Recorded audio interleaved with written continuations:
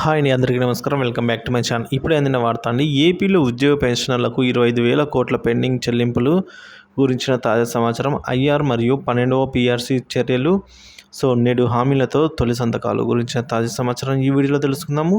Video ఎక్కడైనా skip చేయకుండా end వరకు చూడండి. అప్పుడే పూర్తి ఇన్ఫర్మేషన్ అర్థమవుతుంది. వీడియో నచ్చినట్లయితే లైక్ చేయండి. ఇక నూతన ప్రభుత్వం ఏర్పాటును స్వాగతిస్తున్నామని ఏపీ జేఏసీ అంటోంది.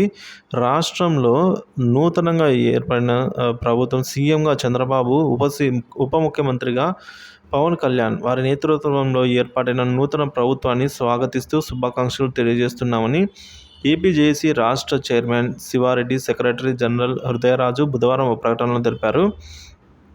బుధవారం జరిగిన ప్రమాణ స్వీకారం కార్యక్రమంలో పాల్గొన్నాం. గత ప్రభుత్వంలో కోల్పోయిన హక్కులు, ప్రయోజనాలను పునరుద్ధరించాలి. 12వ పీఆర్సీ అమలుకు ముందే ఐఆర్ ప్రకటించాలి. 25,000 కోట్ల బకాయిలు చెల్లించేలా చర్యలు తీసుకోవాలి. సిపిఎస్ రద్దు దిశగా దృష్టి సాధించాలి. మెగా డిఎస్సి నిర్వహించాలి.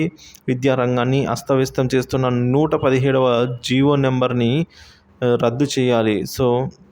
జీవో నెంబర్ 117ను రద్దు చేయాలి. అలాగే ఉద్యోగుల సమస్యలపై కొత్త ప్రభుత్వం ఏపీ జేఏసీ నాయకత్వంలో చర్చించి తగు పరిష్కారాలు చేయాలని అయితే వారు కోరడం జరిగిందండి. అలాగే కోరినట్టుగానే తొలి సంతకాలు నేడే అండి.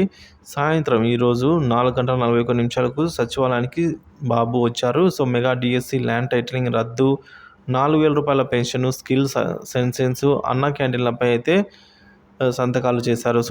మంత్రులకు శాఖల కేటాయింపు నేడు అయితే జరిగింది. ప్రమాణ స్వీకారం తర్వాత మంత్రులతో బాబు భేటీ అయ్యారు. పునర్నిర్మాణంలో కీలక పాత్ర పోషించాలని సూచించారు. గత మంత్రుల పేషీల్లో సిబ్బందిని తీసుకోవద్దని అయితే ఈ విధంగా స్పష్టం చేశారండి. ముఖ్యమంత్రిగా ప్రమాణ స్వీకారం చేసిన చంద్రబాబు రాష్ట్ర పరిపాలనా కేంద్రమైన సచివాలయంలో గురువారం అడుగుపెట్టారు. పాలనాపరమైన నిర్ణయాలకు అక్కడే శ్రీకారం అయితే చుట్టారు. ఈ విధంగా తొలి 5 సంతకాలు చరిత్రలో నిలిచిపోయే విధంగా అయితే ఆయన చేశారండి. ఈ విధంగా ఆయన ఛాంబర్లో ఆయన అడుగుపెట్టి బాధ్యతలు అయితే స్వీకరించే విధంగా అయితే పంచుకోవడం జరిగింది. ఇక సచివాలయంలోని 5 బ్లాకుల్లో మొదటి బ్లాక్లో ముఖ్యమంత్రి కార్యాలయం ఉంటుంది. అందులోని మొదటి అంతస్తులో ఆయన ఛాంబర్ అయితే ఉంది.